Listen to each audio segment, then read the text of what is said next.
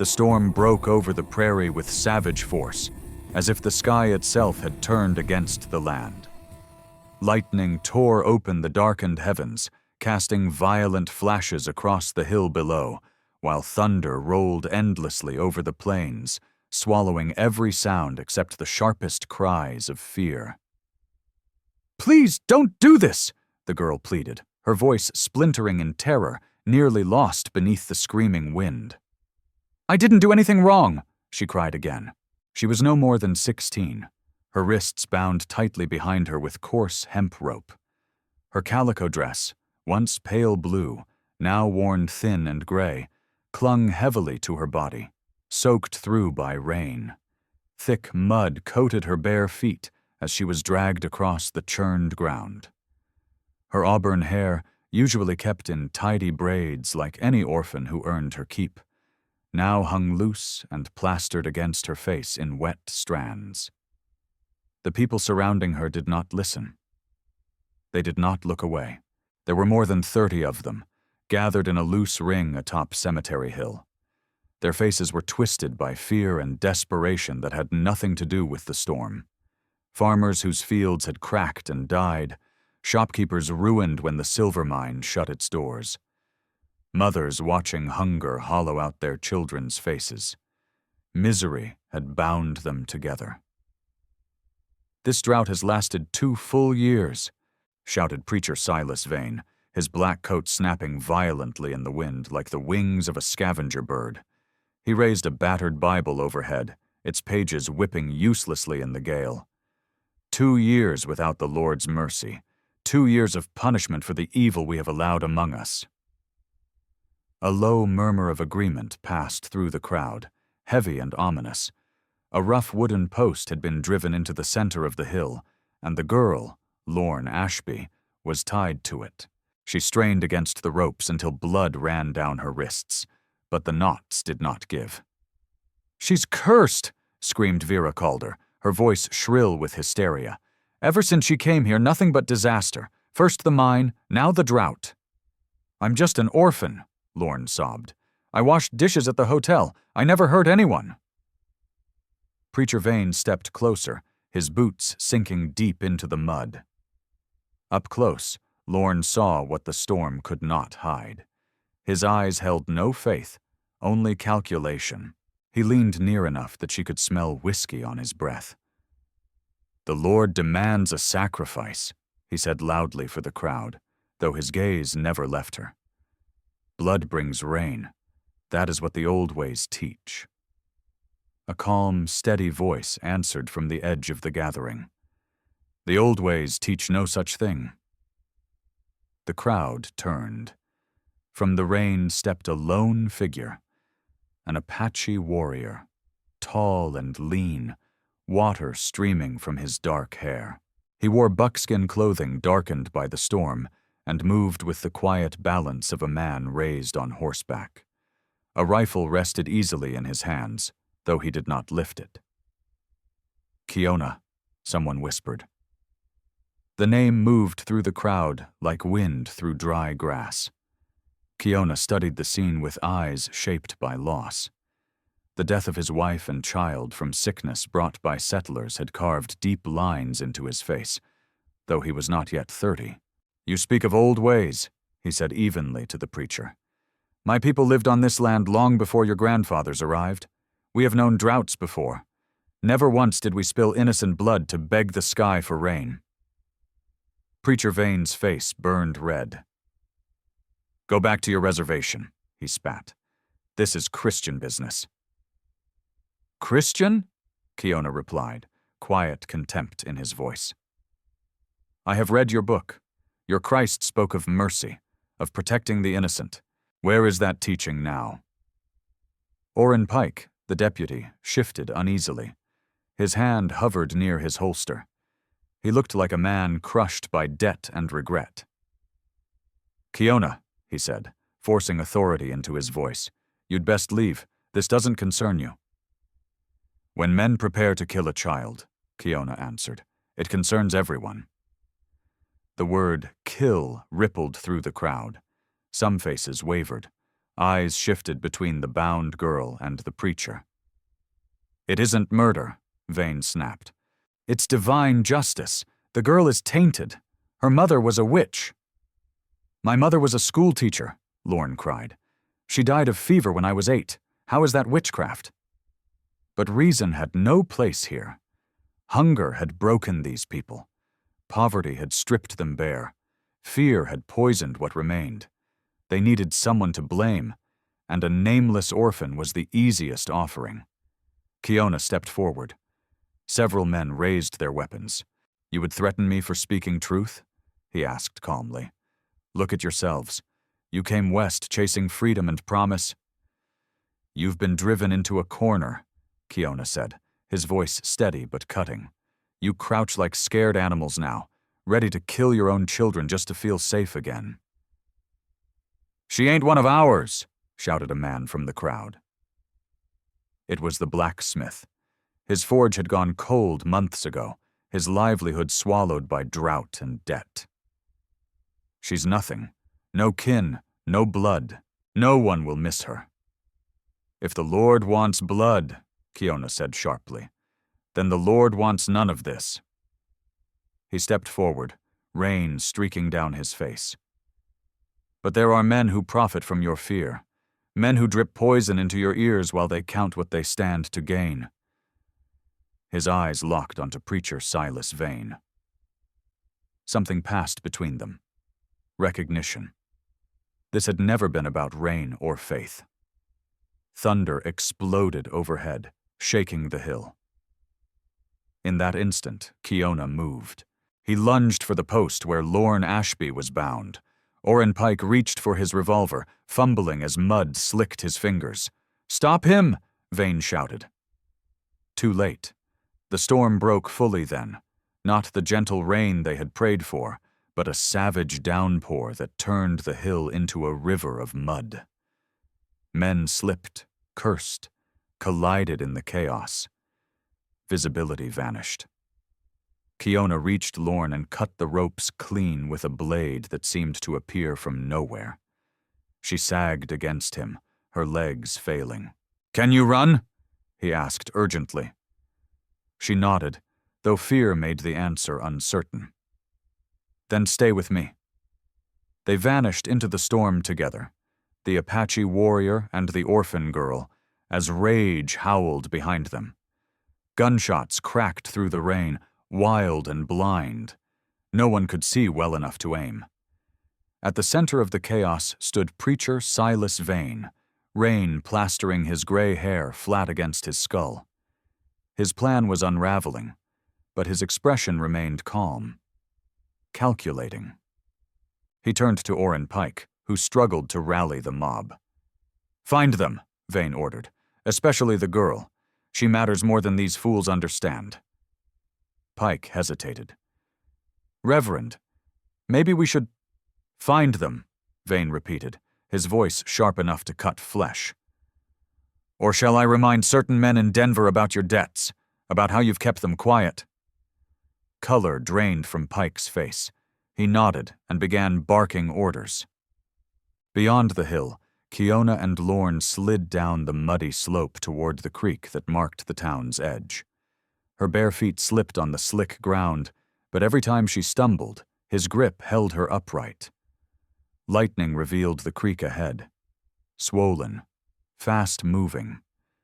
What had once been shallow now surged to her knees, dragging branches and debris. "We have to cross," Kiona said.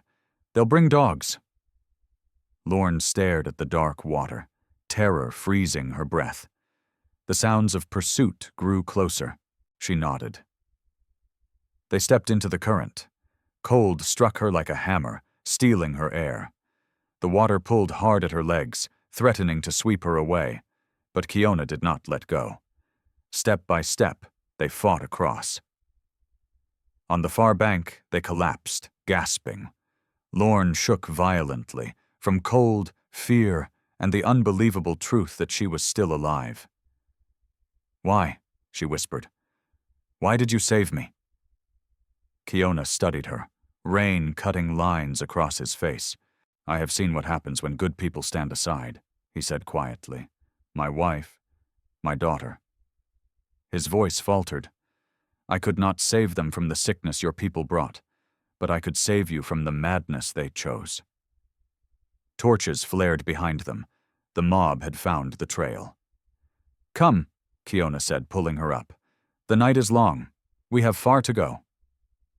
As they disappeared into the storm-swept prairie, Lorne looked back once more at the town she had lived in for 8 years. They had called it prosperity, back when silver promised dreams. Now it was just another dying frontier town, rotting under greed and fear. But something else haunted her. The look she had seen in Preacher Silas Vane's eyes. He hadn't looked defeated when she was freed. He had looked like a man whose true plan had only just begun. The town of prosperity baked beneath a pitiless sun, slowly suffocating beneath its own dust. Main Street, once alive with miners shouting over wagons and shopkeepers calling out deals, now lay hollow and silent. Dust devils wandered freely between shuttered buildings like restless spirits. Paint flaked from wooden walls in curling strips, exposing gray boards beneath. The Grand Hotel stood mute, its tall windows staring blankly across the street, half of them boarded, as if ashamed to watch the town decay. Even the saloon, the final refuge of frontier hope, opened its doors only 3 nights a week. Orrin Pike stood on the jailhouse porch, watching a tumbleweed bounce across the road. His badge weighed heavier with each passing day, burdened by compromises, unpaid debts, and promises that gnawed at him like rats in the dark. It was the morning after the failed sacrifice. Preacher Silas Vane's threats still rang in his head. Deputy? The voice made Pike stiffen. Vane stepped from the narrow shadow between buildings, despite the blazing midday sun. He had a way of appearing without warning, like a spider revealed only once the web was already wrapped tight. He wore his black coat despite the heat. His gray eyes held the calm, predatory focus of a man measuring distance before the strike. Preacher, Pike said, his throat dry. Have you found them? The trail went cold near Skeleton Creek, Pike replied. That Apache, Kiona. He knows the land too well. Vane's mouth tightened. That Apache interfered with God's will, and you allowed it. Now wait just a... No, Vane cut in, stepping closer. You wait. Something clung to him, an odor not quite cologne, not quite rot. Let me remind you of certain truths, Vane continued calmly. You owe Rook Calder's bank $600, a sum you'll never repay on a deputy's wages. Yet no one has come knocking. Pike's hand drifted toward his revolver, then fell away. They both knew he wouldn't draw. What do you want? Pike asked. What I've always wanted, Vane replied. Progress. Prosperity. He gazed down Main Street as if seeing something beyond the ruin. The railroad requires water rights to push their line through this region, and the Ashby property sits on the last reliable water source within 50 miles. Pike frowned. You mean Edna Ashby's land? She's been dead for years. Realization struck him. The girl, Vane smiled thinly. At last. Yes, Lorne Ashby, Edna's daughter, sole heir to 40 acres of river-fed ground. But she doesn't know. Of course she doesn't, Vane said. She was 8 when her mother died. The land's been tangled in territorial filings ever since. He spread his hands. But once the girl is gone, tragically lost during a drought-fueled riot, the land reverts to the town. And the council, Pike said slowly, sells it to the railroad. Under guidance, Vane corrected. Spiritual guidance. Pike felt bile rise in his throat. That's why you stirred the sacrifice talk. You never believed in it. I believe in opportunity, Vane snapped. The drought bred fear. Fear created cover. If fools needed blood to justify their cruelty, so be it. He adjusted his coat. The rain came anyway. A fortunate coincidence. Temporary, I suspect. Pike swallowed. You're not stopping. No. Vane's eyes hardened. The railroad has invested too much. They've sent their own man, Rook Calder, Vera's nephew. He arrives tomorrow with a dozen hired guns. Pike pictured Lorne's face, mud-streaked, terrified, pleading. The girl who'd washed dishes at the hotel for years, always polite, always invisible. Find her before Calder does, Vane said quietly. Dead is preferable. Missing also serves. And if I refuse? Vane didn't answer. He didn't need to. When the preacher walked away, Pike remained alone beneath the crushing heat. Down the street, Martha Perkins swept her storefront with dull persistence, though no customers would come. A crow cried somewhere beyond the rooftops, the frontier's dark messenger. North of town, among the dry hills, another story was already unfolding. The Whispering Rocks had sheltered travelers long before white men named the land, and beneath their shadow, fate was tightening its grip. Now the rocks sheltered two fugitives, both still marked by the mud and terror of the night before. Kiona crouched near the narrow opening, eyes fixed on the land below, watching for movement. Lorne Ashby sat pressed against the cool stone, her torn dress clinging to her skin, her feet raw and bleeding from the escape. "Why did they want to kill me?" she asked softly, breaking the long silence that had stretched between them since dawn. Kiona did not turn. "Fear makes people reckless," he said. "Desperation makes them cruel." "But Preacher Silas Vane was always kind to me," Lorne said. "He said I reminded him of his daughter." "Men like him don't have daughters," Kiona replied. "They have opportunities." Lorne drew her knees close, hugging herself. Everything she had believed about prosperity, about the people who barely tolerated her existence, was collapsing like the town itself. "Your English is very good," she said, grasping for anything else to say. "The mission school," Kiona answered, bitterness roughening his voice. "They said learning white ways would help my people. Instead, it taught me how your people think when they want our land." "I'm sorry," Lorne said quickly. "My mother, Edna Ashby, used to teach at the Indian school, before I was born. She said taking children from their families was wrong. She quit when she married my father." Kiona turned then, studying her with dark, measured eyes. "Edna Ashby was your mother," he said. "She taught my sister, one of the few whites who saw us as people, not problems." He paused. "Your mother owned land by the river, strong land." "I don't remember any land," Lorne said. "I only remember her dying. Fever. Doc Avery Knox said nothing could be done. After that, Vera Calder took me in as kitchen help. Said it was Christian charity. The same woman who called for your blood last night," Kiona said.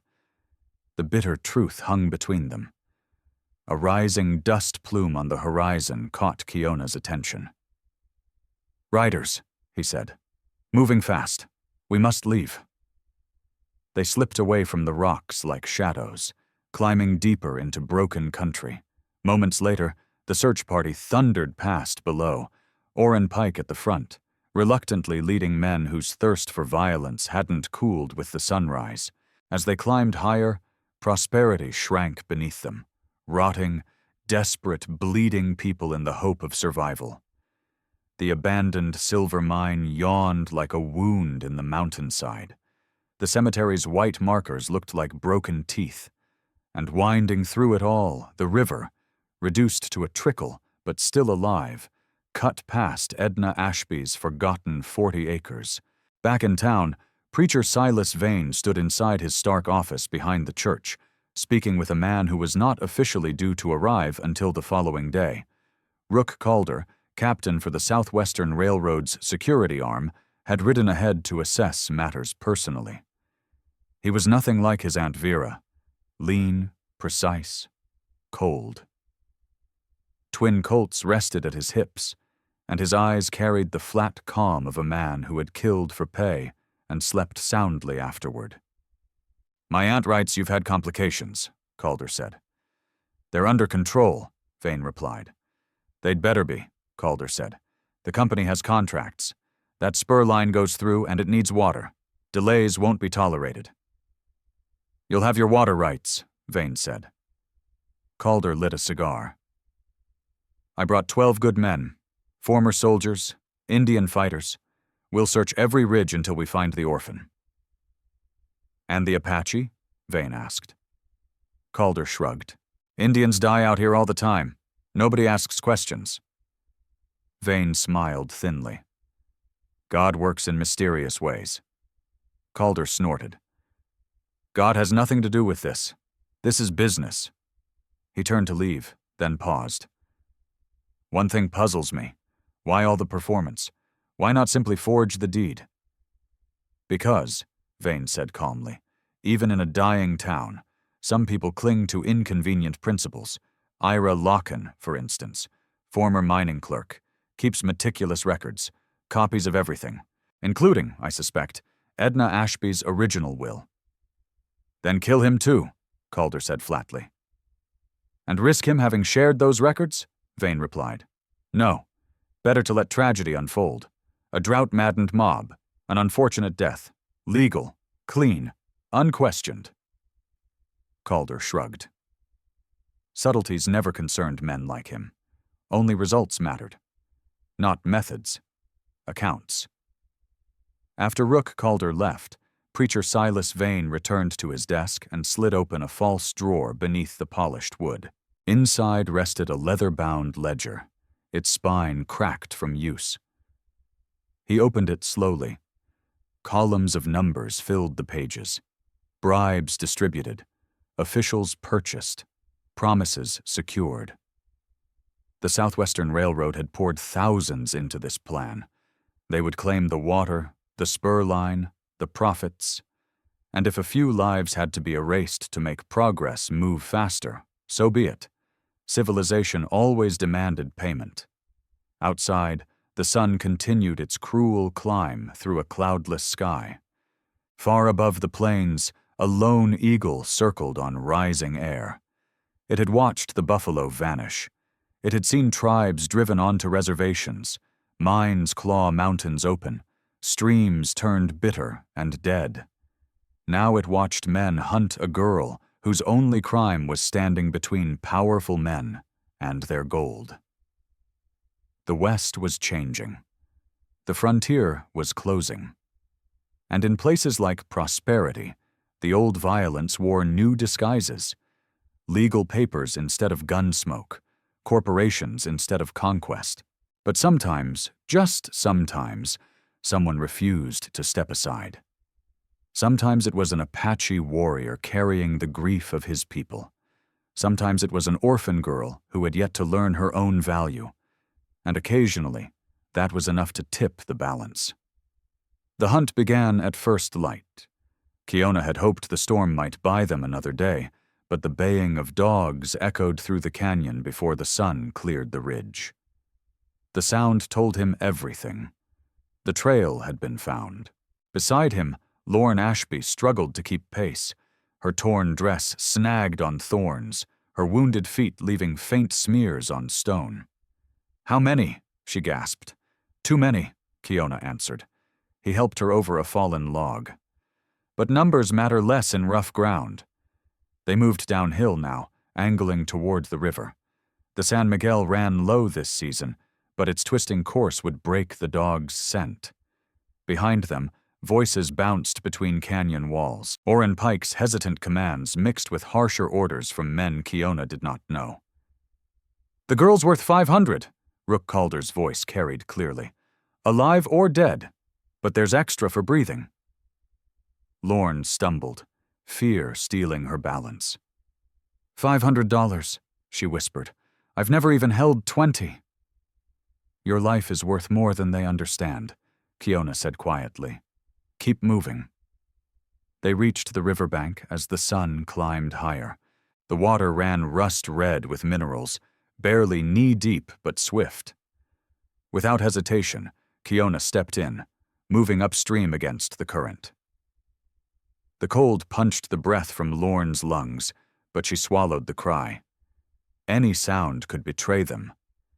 They pressed on for long minutes until Kiona found what he was searching for, a sharp bend where centuries of floods had carved a hollow beneath the bank.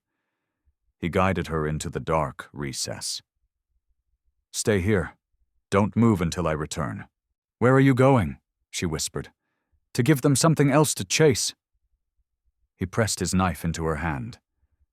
"If someone finds you who isn't me, use this." "I don't know how." "You will," he said, holding her gaze. "Your mother had courage. Find yours." Then he was gone. Kiona moved downstream, deliberately careless, letting stones shift beneath his feet. Lorne pressed herself into the cold earth, clutching the blade, her heartbeat pounding louder than the river. Kiona let them glimpse him once, a shadow crossing the far bank. Gunfire exploded. Bullets shattered rock, ricocheting wildly. He smiled grimly. White men always wasted ammunition on ghosts. He led them east, away from Lorne, drawing on every lesson his grandfather had taught him. False trails, doubled tracks, paths through stone that left no sign. The railroad mercenaries were skilled men, but they were plains fighters, not mountain hunters. In the twisting maze of canyons and arroyos, Kiona became something they could not catch. But Orrin Pike slowed. While Calder's men chased phantoms, Pike stopped to think. The Apache was leading them away from something, or someone. Quietly, he turned back. His eyes lowered to the ground, eyes worn dull from 10 years tracking outlaws. He studied the mud near the riverbank. There, a small footprint. Too small for a man. Pike followed it to the water's edge. He followed the river upstream, reading the ground the way some men read scripture. When Orrin Pike reached the hollow carved beneath the bank, Lorne Ashby was ready. She lunged with the knife. It was wild, desperate, all fear and instinct. Pike caught her wrist easily, but not harshly. His grip was firm, careful.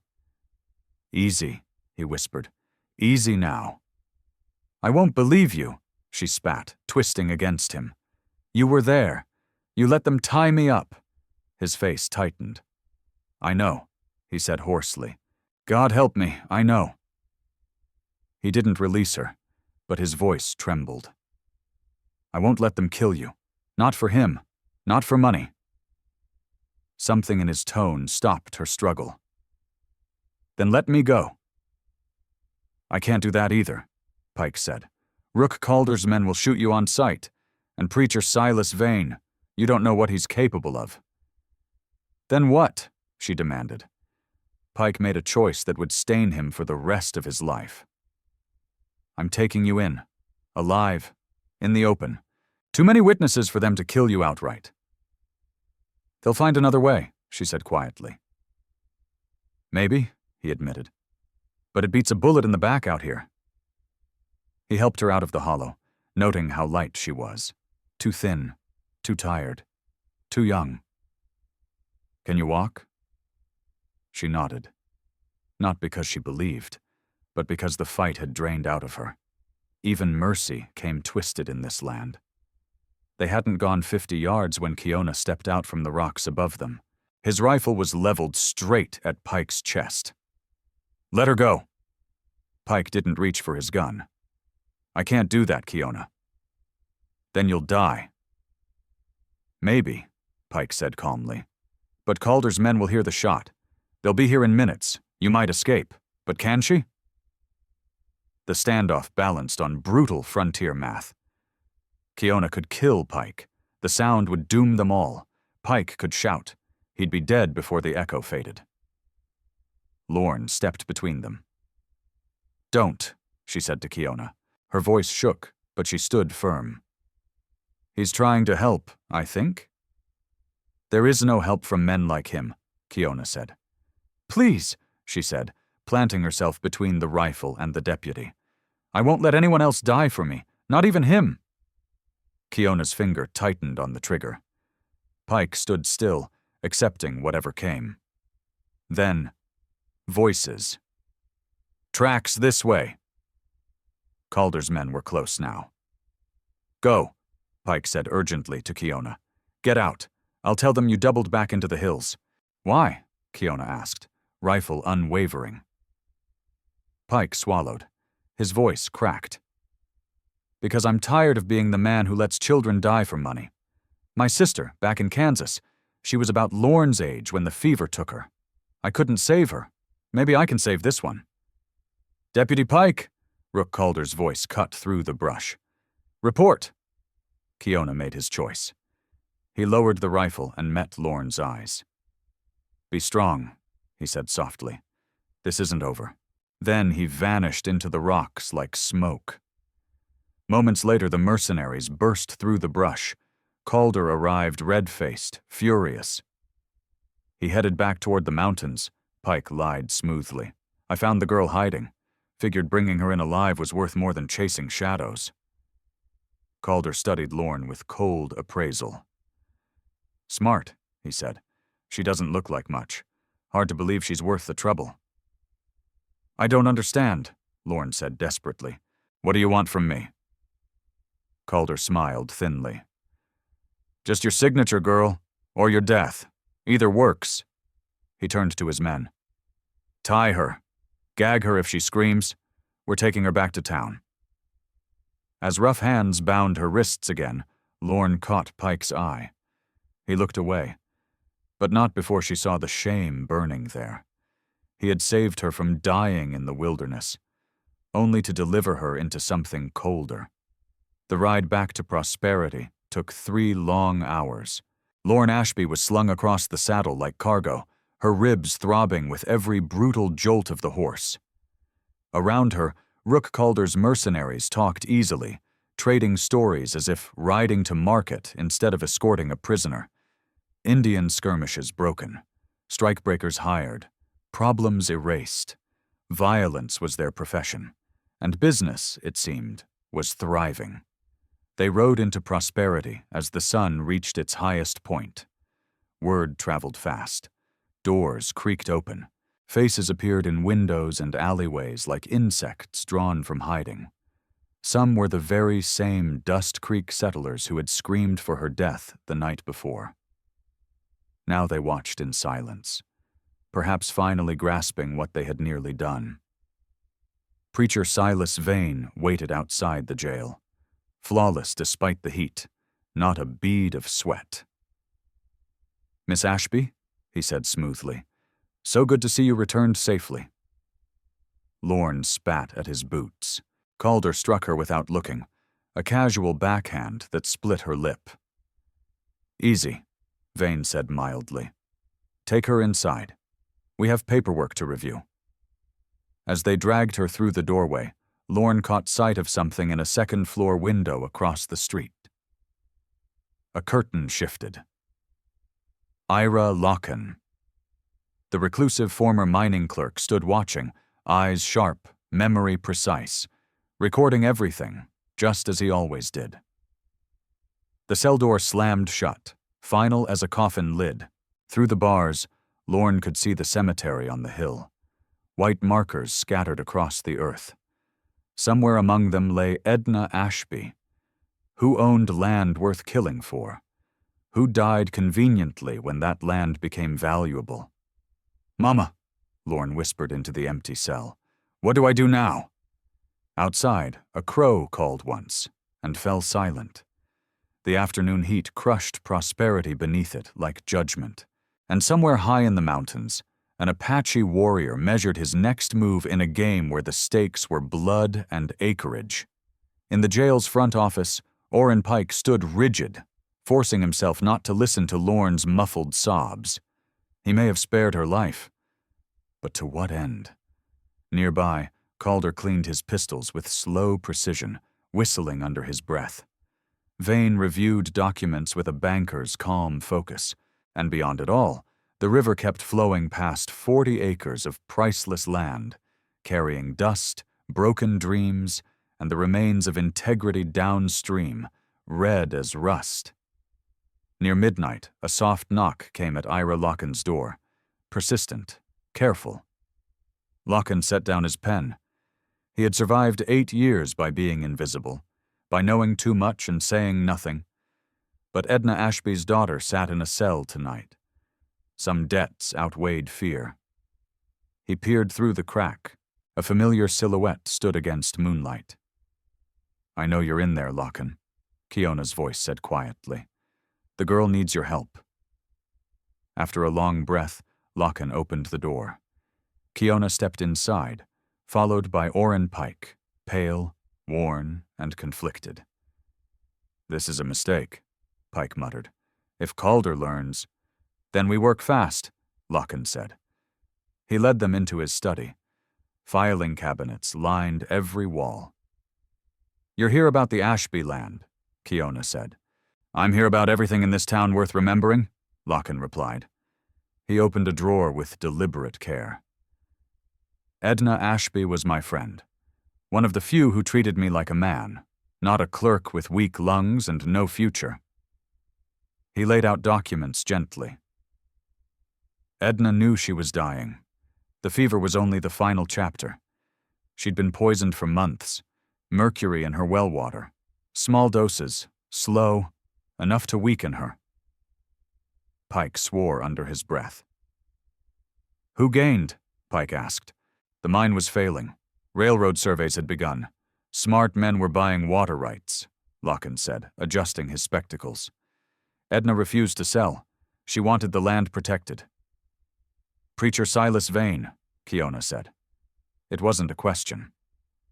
"Among others," Locken replied. "The Southwestern Railroad has many friends. Judson Hale, certain judges, even Doc Avery Knox, who signed the death certificate." He pulled out one final folder. "But here's what they don't know I have. Edna's original will, properly witnessed, filed with the territorial capital." Pike's breath caught. "Lorne inherits everything on her 18th birthday." 2 years from now, Locken confirmed.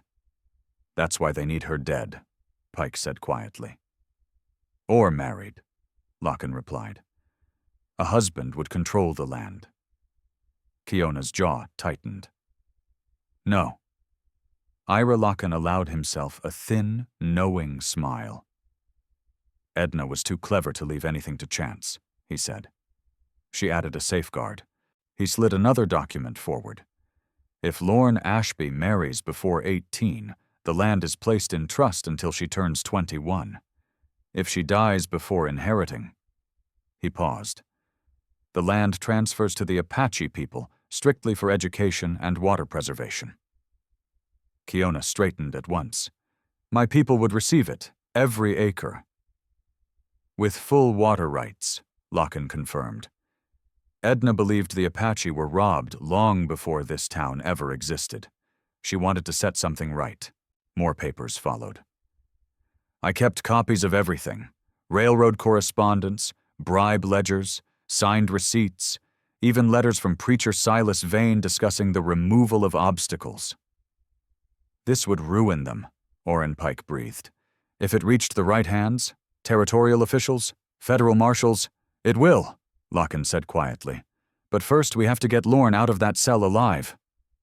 Pike scrubbed a hand down his face. "Rook Calder has 2 men guarding her. The rest are camped outside town." "And Vane called a town meeting for tomorrow," Pike added. "He plans to accuse her of witchcraft, blaming the drought, whatever nonsense the settlers will swallow." "A conviction is guaranteed," Locken said. "Frontier justice moves fast." "A trial," Kiona said slowly, "with the whole town watching." He looked to Locken. "A public trial means public records. Can you place the documents where they'll be seen?" "With a distraction," Locken replied. "But Vane controls the story. He'll plant witnesses, forge testimony." "Then we give him something he doesn't expect." Kiona turned to Pike. "You arrest me tonight." Pike stiffened. "That's suicide. Calder will shoot you the moment you move." "Not if you make it public," Kiona said calmly. "Not if the town believes you captured the Apache who helped her escape." A sharp smile crossed his face. "They want a spectacle. Let's give them one they can't forget." Locken cleared his throat. "There's more." He retrieved a small wooden box and opened it carefully. Inside lay a locket and a sealed letter. "Edna left these for Lorne. She made me promise to give them to her on her 16th birthday. That was 3 months ago." "What's in the letter?" Pike asked. "I never opened it," Locken said, "but Edna told me it held the truth that would set her daughter free." They planned for an hour. Locken would send trusted couriers to Fort Laramie with copies of the evidence. Pike would arrest Kiona publicly at dawn. And during the chaos of the trial, someone, somehow, would get the letter to Lorne. It was reckless, fragile, full of risk. But on the frontier, desperate plans were often the only kind that ever worked.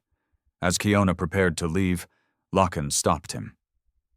"Why risk your life for a white girl? Your people have already lost so much." Kiona's eyes carried a quiet grief. "Hate is a circle," he said. "Someone has to break it. My daughter would be Lorne's age now. Saving one child may honor another." Pike walked with Kiona to the edge of town. Their staged struggle was loud enough to draw witnesses. Pike shouted orders. Chains clinked. By sunrise, all of Prosperity would know the Apache warrior was captured.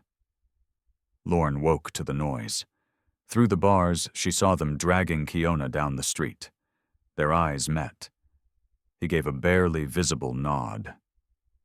She didn't know the plan, but she understood the message. "Be ready." Preacher Silas Vane received the news with thinly veiled satisfaction. "Both of them," he murmured. "How convenient, though I would have preferred the Apache dead." "Too hard to explain a corpse with this many witnesses," Calder replied.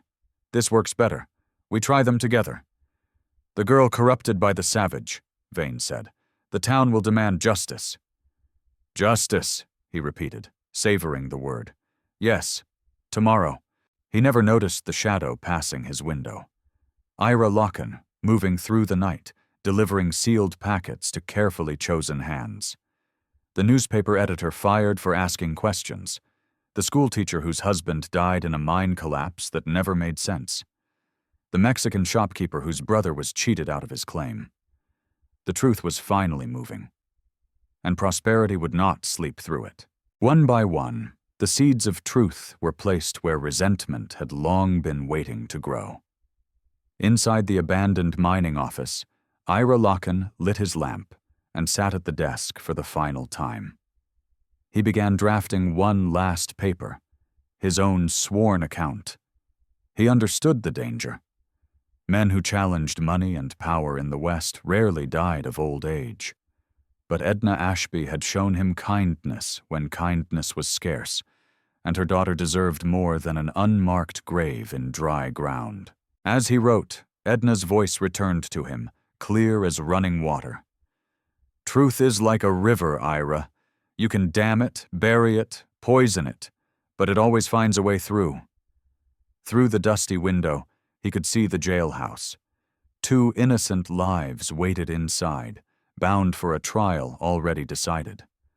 Beyond it, the river slid past 40 acres of land soaked in lies and blood.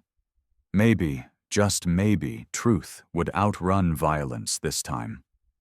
Above the desert, stars turned without concern for human schemes. By sunrise, Prosperity might face its final morning of pretending. The scavengers had already gathered, some with wings, some with contracts, all sensing something was about to die. In her cell, Lorne Ashby clutched her mother's Bible, whispering prayers she barely remembered. Across the corridor, Kiona sang softly in Apache, a warrior's song passed down by his grandfather, steady and low. Throughout the town, people slept poorly, knowing dawn would bring judgment. As the eastern sky began to pale, Ira sealed the final envelope. The evidence had been distributed. The truth was armed. All that remained was for someone, anyone, to remember what justice once looked like. He thought of Edna and murmured, "We're trying. God help us. We're trying." Outside, a rooster crowed. The day began.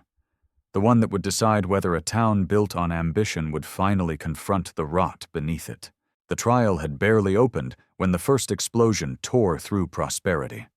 Fire and smoke burst from the old mine on Cemetery Hill, hurling stone and timber into the sky. The makeshift courthouse trembled as debris rained down.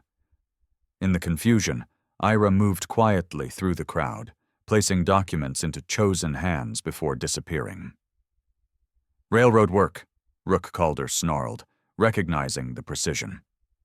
"Someone's destroying the Mineral Survey archives." From the bench, Preacher Silas Vane forced calm into his voice. "A distraction changes nothing. Continue the proceedings." But the blasts had done more than erase records. They reopened forgotten tunnels, passages once used to funnel mercury and poison into Edna Ashby's well 8 years earlier. As the trial staggered on, a second explosion thundered from Skeleton Ridge. Calder's men scattered. Vane hesitated, torn between guarding prisoners and responding to the chaos. "The Apache are attacking!" someone shouted. It wasn't true, but fear spread fast. Lorne stood in chains beside Kiona, watching the performance of justice unravel. Orrin Pike shifted uneasily, his hand never leaving his revolver. That was when Ira made his move. Slipping through the crowd, he pressed Edna's sealed letter into Lorne's bound hands. Their eyes met for a single breath before he vanished. "Order!" Vane shouted. "We will have order!" A third explosion answered him, this time from the railroad depot. Calder swore and gathered what remained of his men. "Watch the prisoners. I'll deal with this." As he stormed out, Lorne unfolded the letter with shaking fingers and began to read. "My dearest daughter, if you are reading this, then Ira has kept his promise, and the darkness has reached you. First, know that I love you beyond words. Second, your father was not the traveling merchant I claimed. Your father is Samuel Pike." The room tilted. Lorne looked up. Orrin Pike had gone white as bone. The letter continued. "We loved each other, but his family would never accept a schoolteacher wife. When I learned I carried you, Samuel was already promised to a banker's daughter in Denver. And the truth, long buried, finally broke the surface. I freed him from any promise and built a lie strong enough to shield us all. Orrin never knew you were his child. Still, I watched him watch you, saw the hurt he carried without understanding its name. He is weak, Lorne, but not cruel. Blood has a way of calling to blood. The land I leave you was bought with your grandfather's inheritance. The proof rests in the territorial ledgers. What was lawfully purchased cannot be stolen. Trust Ira Locken. Trust the truth. And if your heart allows it, forgive your father. He never learned courage until time had nearly run out. All my love, Mother." Lorne's hands trembled as she lowered the letter. She lifted her eyes to Orrin Pike and saw a confirmation written across his ruined expression. He had known. Somewhere deep inside, he had always known. "Proceed with the trial," Preacher Silas Vane barked. But order was already collapsing. Messengers pushed through the crowd, shouting broken reports. The explosions had uncovered sealed chambers beneath the hills, barrels of mercury, traces of arsenic, proof of long-term poisoning.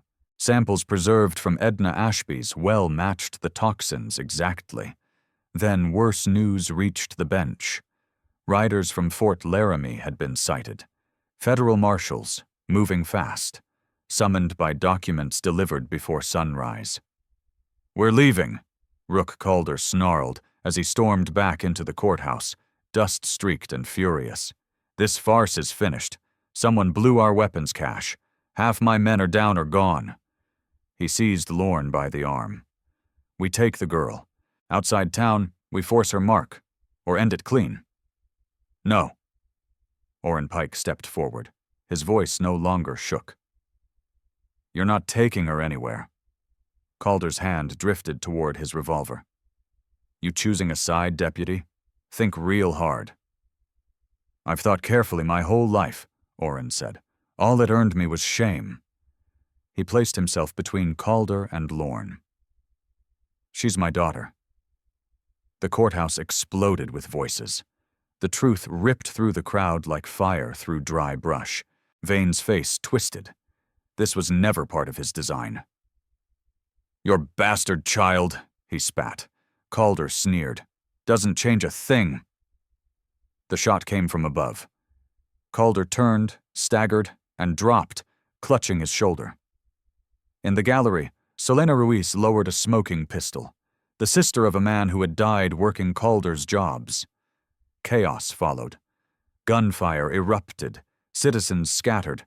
Kiona tore free as his weakened chains gave way. He moved like a storm. One mercenary fell to his blade, another to Orrin's desperate shot. "The tunnels!" Ira Locken shouted through the smoke. "The old mine tunnels, this way!" They ran, Lorne, Kiona, Orrin, and Ira, plunging into the maze beneath prosperity. Behind them came screams and gunfire as years of buried rage finally broke loose. In the dark, Ira led by memory. He had mapped these passages for years, cataloging the town's secrets. "There's an exit near the river," he gasped. They burst into daylight. Prosperity burned. Federal marshals exchanged fire with railroad mercenaries. Townsfolk surged, not hunting scapegoats now, but their oppressors. Silas Vane's church burned, lit by hands that finally saw through his false holiness. "My horse," Kiona said, "hidden by the cottonwoods."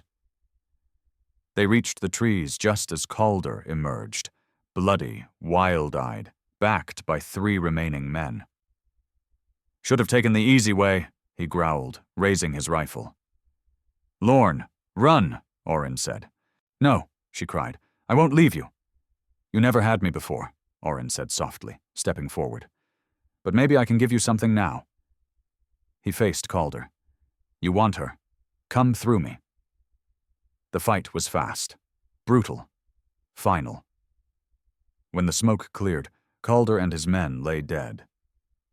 Orrin Pike slumped against a cottonwood, crimson spreading across his chest, the river whispering beyond him as the west finally took its due. Lorne dropped to her knees beside him, tears cutting clean lines through the dust on her face. "Why didn't you tell me?" Orrin Pike's breath rattled. Blood flecked his lips as he forced a weak smile. "Your mother was shielding you. From me. From the kind of man I was." He coughed, the sound hollow.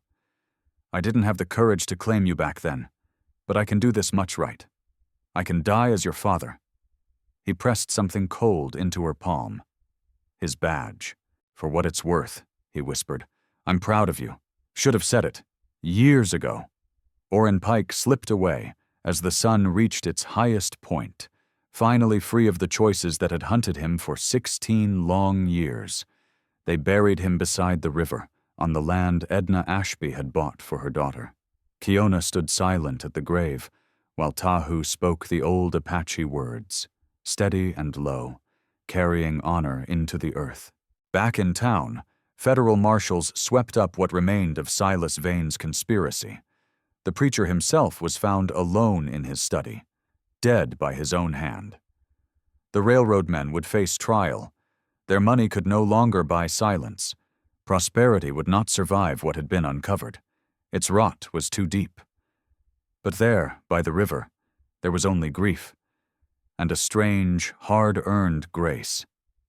"He was a weak man," Ira Locken said quietly. "But in the end, he chose right." "He was my father," Lorne answered, clutching the badge. That has to matter.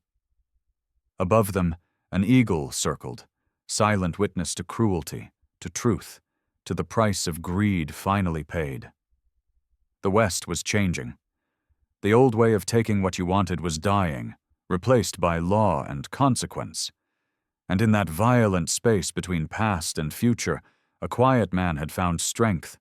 A silenced girl had found her name, and stolen land had found its rightful voice again.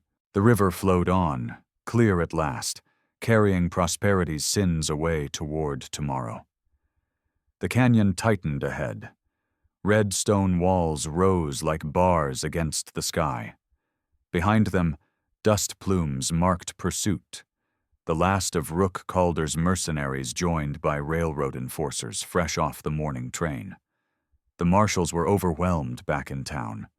These men had nothing left to lose. Kiona pointed ahead.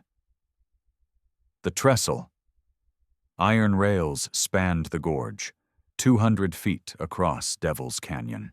A marvel of steel and arrogance. Beneath it, nothing but shadow and broken stone. "That's suicide," Ira rasped, gripping the saddle. "We'll never cross before—" A rifle cracked. The words died as bullets screamed off the rock. Horses reared, panicked.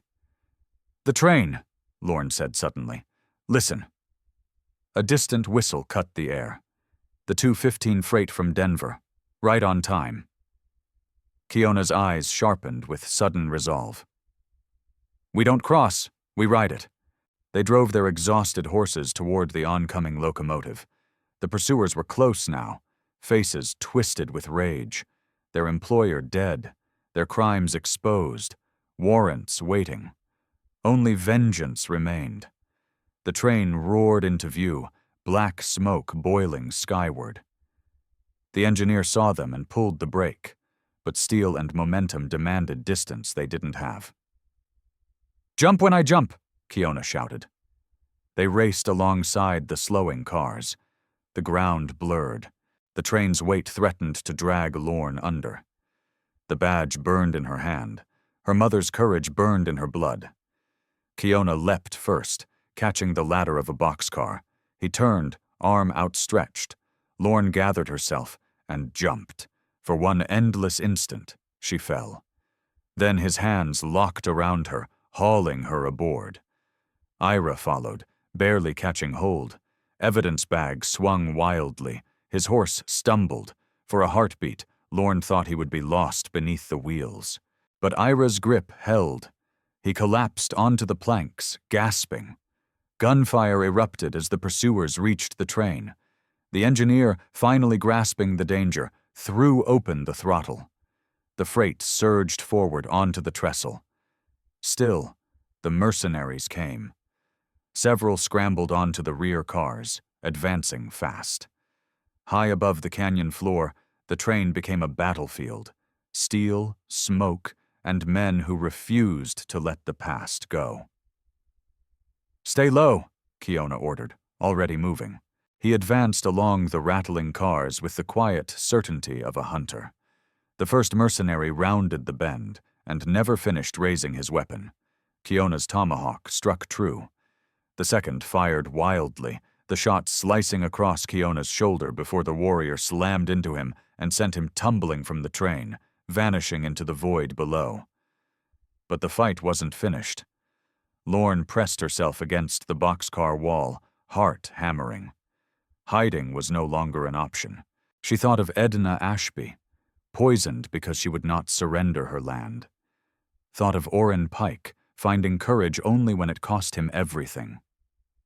She picked up the deputy's pistol, her father's gun. A mercenary appeared at the far end of the car, rifle coming up. Lorne didn't hesitate. She fired. The recoil nearly tore the weapon from her grip.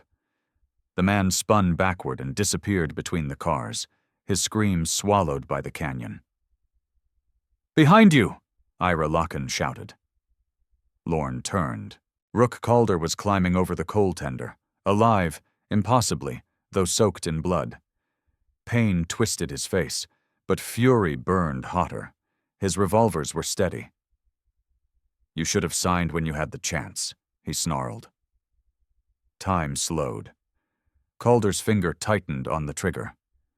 Kiona was too far away. Ira was unarmed. In that frozen instant, Lorne knew this was where she would die. High above the earth, justice unfinished. The shot came from above. Calder jerked, eyes wide, staring upward. On the locomotive roof stood a woman in a federal marshal's coat, auburn hair whipping in the wind. May Hollister. Calder tried to raise his gun again. Lorne didn't allow it. Her father's pistol thundered twice.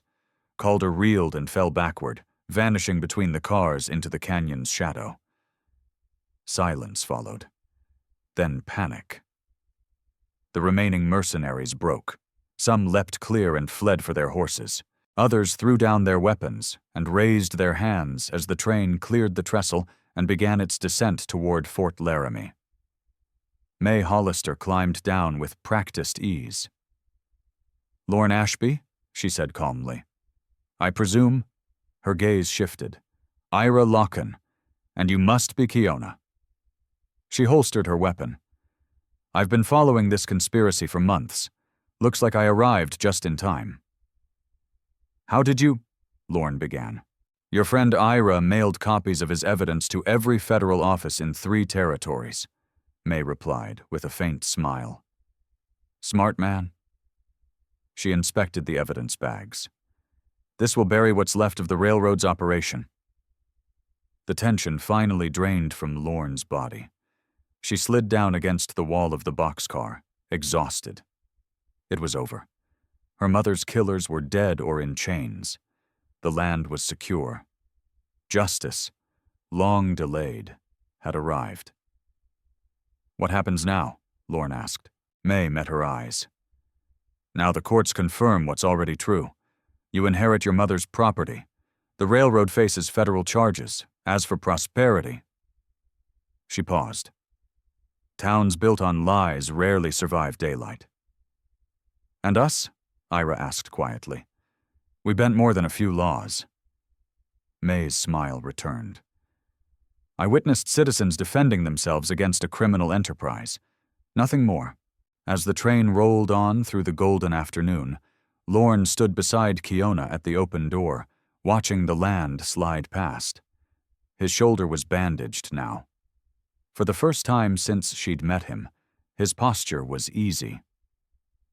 "My father believed the land should go to your people if something happened to me," Lorne said. "Maybe we can share it. The water rights, make it serve both our futures." Kiona studied her with deep, thoughtful eyes. "Your mother understood," he said quietly. "The land belongs to no one. We belong to it." "Will you stay?" Lorne asked. "Help me honor what she wanted?"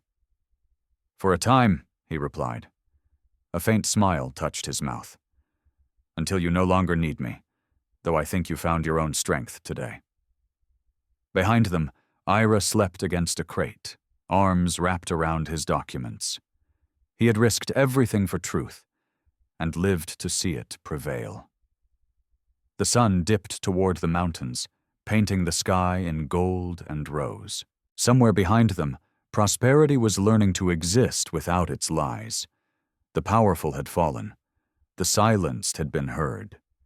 And on a train bound for justice, a young woman once marked for sacrifice rode forward, free at last to build the future her mother had dreamed of. The frontier was shifting. The era of open brutality was yielding, slowly, to statutes and courts. Yet in that narrow space between what had been and what was coming, it was not guns that decided the outcome. It was courage. Truth outweighed gold, and love proved stronger than hatred bought with money. The love of a mother for her child, of a father for the daughter he had never dared to claim, of strangers who chose one another and became family. That bond had endured where greed failed. The train whistles rolled across the prairie, announcing arrival not just to a station, but to a turning point. Lorne Ashby, orphan no longer, felt her heart steady. She was ready to write what came next. The federal courthouse in Cheyenne rose like a stone sentinel beneath the Wyoming sky. Inside, the courtroom was packed tight. Reporters from Chicago and St. Louis, railroad executives sweating in stiff collars, and ordinary citizens who had traveled for days to watch power finally answer for itself. Lorne sat in the witness chair. No longer the terrified girl dragged toward Cemetery Hill. She wore a plain black dress that had once belonged to Edna Ashby, and Orrin Pike's badge rested over her heart. When she spoke, her voice did not waver. They poisoned my mother over months because she refused to sell her land. When that failed, they tried to kill me, calling it sacrifice, using drought and fear to turn decent people into a mob. The prosecutor, Cade Morin, guided her carefully through the evidence. One document after another, Ira Locken's precise records revealed a web of corruption stretching from Dust Creek to Denver's corridors of influence. An objection snapped through the room. Bram Ashcroft, the railroad's attorney, rose smoothly. These papers could have been forged. Judge Thorne Beckett's reply was sharp enough to draw blood. The Reverend is dead. Captain Calder is dead. If your clients wish to add forgery to their charges, I suggest you proceed with caution. The judge was known for impartiality and for an absolute refusal to be bought. May Hollister had ensured that. When Ira Locken took the stand, the timid clerk vanished. In his place stood a relentless accountant of truth. Every bribe, every shell company, every poisoned well. The Southwestern Railroad Company, he said calmly, systematically contaminated water sources to force land sales. When that failed, they turned to preacher Silas Vane, promising money and influence in exchange for violence. "Lies," Eldon Black shouted from the defense table. "That girl is nothing but a fortune-hunting orphan." The gavel cracked like a rifle shot. "Mr. Black," Judge Beckett said coldly, "you will remain silent." Ira produced a letter, written in Black's own hand, detailing the removal of the Ashby obstacle by any means necessary. The courtroom erupted. Order barely held as the truth piled higher and higher. Then Kiona was called. The Apache warrior entered with quiet dignity, ignoring the murmurs. Though his English needed no aid, a translator stood ready. Kiona spoke of watching a town unravel, of pulling Lorne from death not as Apache or white, but as one human saving another. Ashcroft tried one last play. "Your Honor, surely we cannot accept testimony from a savage." Judge Beckett's voice cut him off like winter steel. "The only savagery here came from men in tailored coats. This witness has shown more honor than your clients could purchase with all their gold." Kiona spoke of poisoned rivers, broken promises, and land treated as prey. When he finished, even hardened reporters wiped their eyes. The defense collapsed. Witnesses recanted. Bribes were confessed. Vera Calder, widow of the late captain, broke down and admitted her husband's role in exchange for leniency. On the third day, May Hollister presented her findings. The conspiracy spans 7 states, 3 railroad companies, dozens of officials. This was not corruption, she said evenly. It was organized warfare against citizens who stood in the way of profit. The verdict fell like thunder. Guilty on all counts. Executives slumped as sentences were read, years that would end behind bars, fines that would bankrupt empires, restitution that would take generations to repay. Then Judge Beckett addressed Lorne directly. "Miss Ashby, this court confirms your full inheritance of the Ashby property, including all water and mineral rights. Furthermore, due to the conspiracy against your life, the court awards punitive damages of $50,000 to be paid by the Southwestern Railroad Company." A collective gasp swept the room. Justice had spoken. Clearly, finally, and for all to hear. It was enough money to raise a town from dust, or at least give it a fighting chance. Lorne Ashby rose slowly. "Your Honor, I have one request." "Proceed," Judge Thorne Beckett said. "I don't want the money for myself alone. Prosperity is dying because of what these men did. Ordinary people were pushed into desperation and made to commit terrible acts. I ask the court to establish a trust, half for rebuilding the town and half for the Apache, whose lands were stolen to force this railroad through." The judge studied her for a long moment. His expression softened. "The court finds this request fair and just. So ordered." The gavel fell for the final time, and the courtroom erupted. Reporters surged forward, already shaping headlines that would rattle boardrooms across the country. Railroad executives were led away in chains, their empire broken. Outside, in the crisp autumn air, Lorne stood with her unlikely family, Kiona, Ira Locken, and May Hollister. Survivors from Prosperity gathered around them. Some wept, some cheered. All of them were changed. "What now?" Ira asked, still gripping his papers as if afraid the truth might vanish.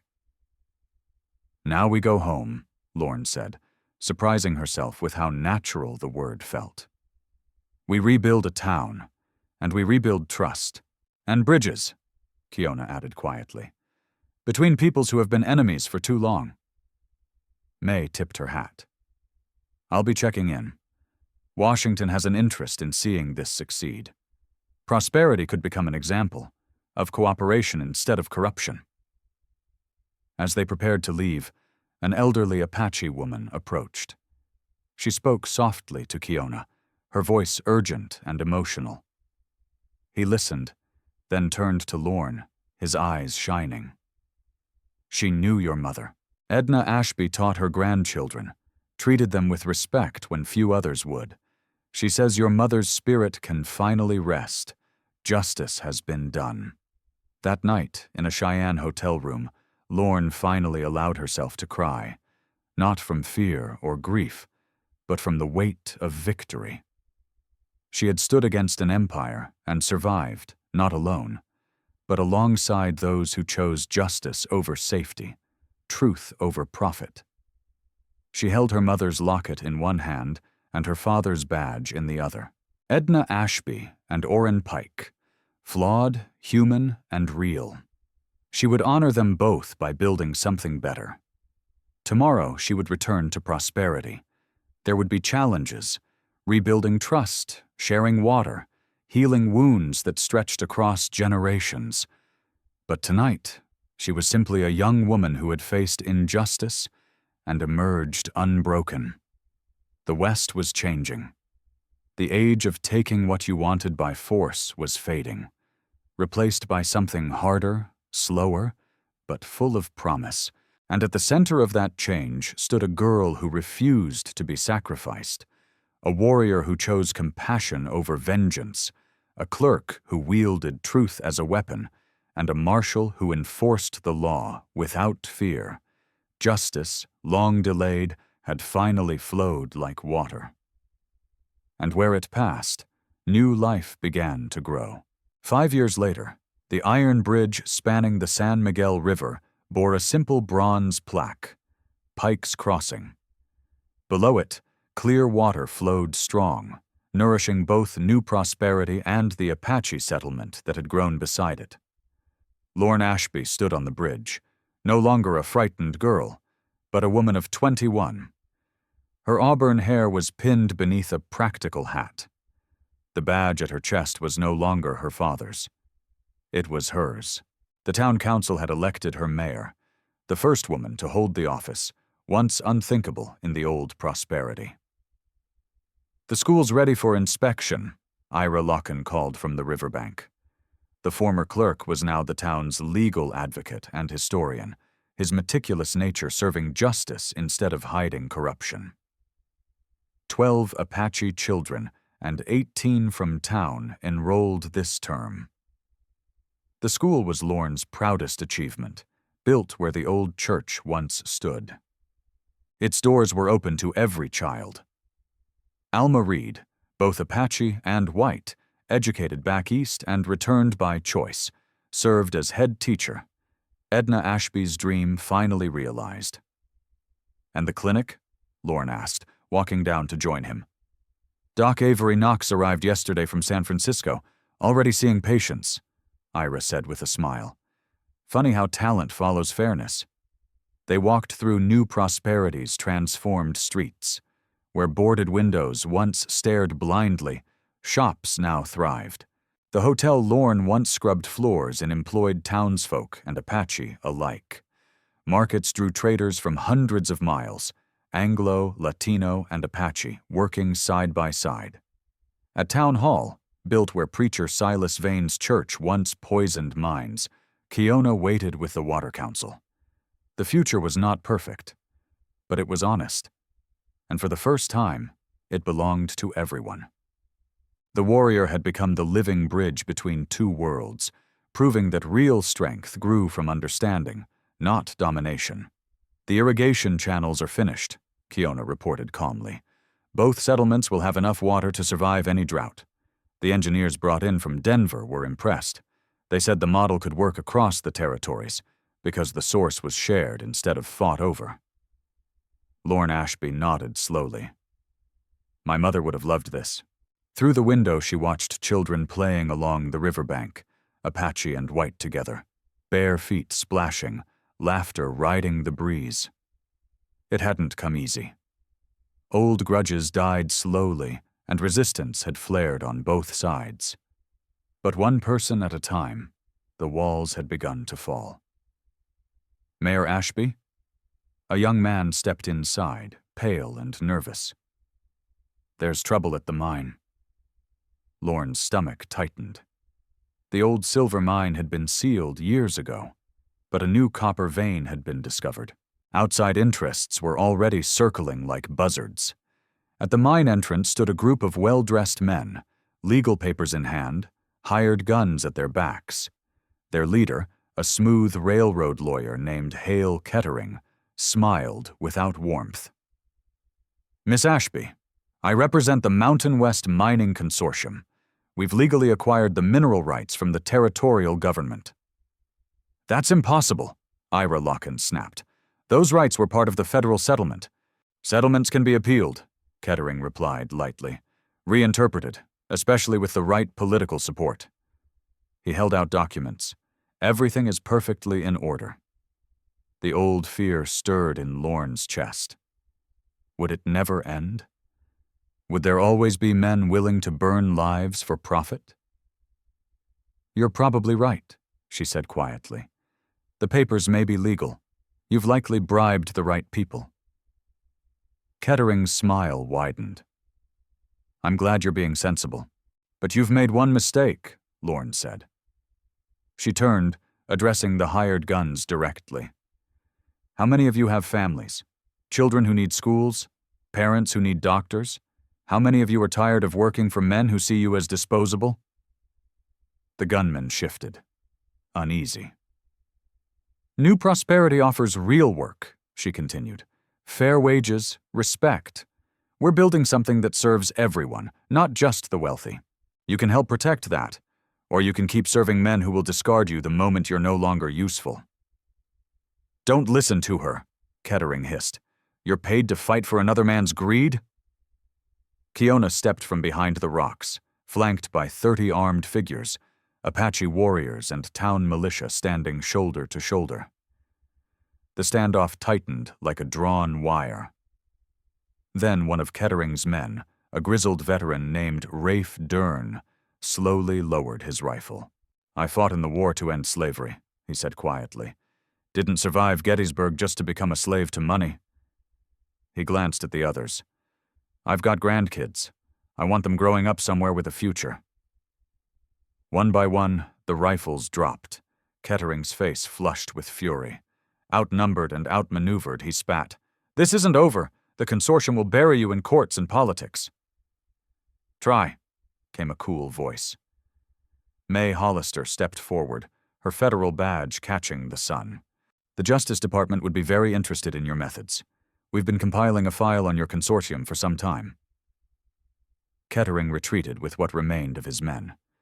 Everyone knew he spoke the truth. It wasn't over. It never truly would be. But as the crowd dispersed, Lorne felt something shift. No one had looked to her alone.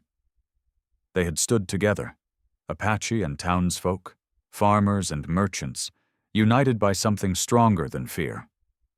That night, New Prosperity celebrated the Harvest Festival. Drums blended with fiddles. Children raced between tables heavy with food from many traditions. Stories were shared in different tongues, all carrying the same meaning. Together, we endure. Lorne stood on the platform where, 5 years earlier, a mob had demanded her death. Now the faces lifted toward her were filled with trust. "My mother believed in education and equality," she said. "My father found courage too late, but he found it. They died for their beliefs." She looked out at her people, all of them. "But beliefs only matter if we live them every day. New Prosperity isn't perfect, but it's ours to protect." There were still problems. Arguments, scars that time had not yet closed. Old pain did not vanish simply because justice had finally spoken. But one truth had been proven beyond doubt. When people chose cooperation over conquest, when neighbors stopped seeing enemies and began seeing one another as human, when water, land, and labor were shared instead of seized, survival turned into something greater. It became growth. The applause that followed was not polite. It was deep, steady, earned. Lanterns swayed as the celebration carried on into the night. Later, Lorne Ashby walked once more toward Pike's Crossing, the river whispering beneath the bridge. As she had expected, Kiona joined her. "You've done well, Mayor Ashby," he said quietly. "Your mother's spirit can finally rest." "We've done well," Lorne corrected. "All of us." They stood without speaking, watching the dark water move steadily downstream. An owl called from the trees, not an omen of death, but a watcher of the night. "What comes next?" Kiona asked. "The consortium won't stop." "Then we face them the way we've faced everything else," Lorne said. "Together." She touched the badge on her chest, then the locket at her throat. "My mother wrote that truth is like water," she said. "It always finds a way through. We are that water now." Above them the stars turned slowly. Those same stars that had witnessed drought and cruelty, murder and mercy. Now they shone over something rarer than gold in the Old West, a community that had chosen justice over judgment, hope over hatred. Lorne opened the locket one last time, studying the faded photograph inside.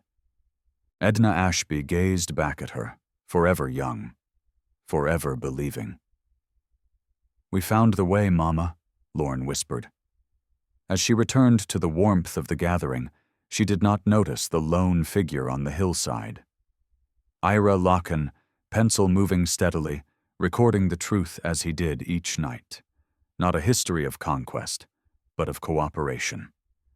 Not of empires rising and falling, but of ordinary people claiming a small piece of earth and making it bloom. The West was changing. Had already changed. And in one quiet town beside a living river, the future had arrived. Not with gunfire, but with resolve. Finally, let me send my deep thanks to you. Thank you for listening. If this story has touched your heart, I invite you to stay with us to discover more true tales of the Wild West. Stories that honor resilience, tenderness, and the spirit that God placed in those who blazed the trail. Subscribe, share, leave your thoughts in the comments, and join us once again to journey across this untamed land. Thank you. Aviso Legal/Disclaimer. These stories are crafted purely for entertainment and may contain imaginative additions or dramatic interpretations inspired by old frontier eras. We use AI-based resources, voice, imagery, and drafting as part of our creative process. But every final detail is carefully reviewed and shaped by human effort to preserve emotional depth and authenticity. We strictly follow YouTube's rules regarding AI-generated content and refrain from deepfakes, altered identities, or misleading representations.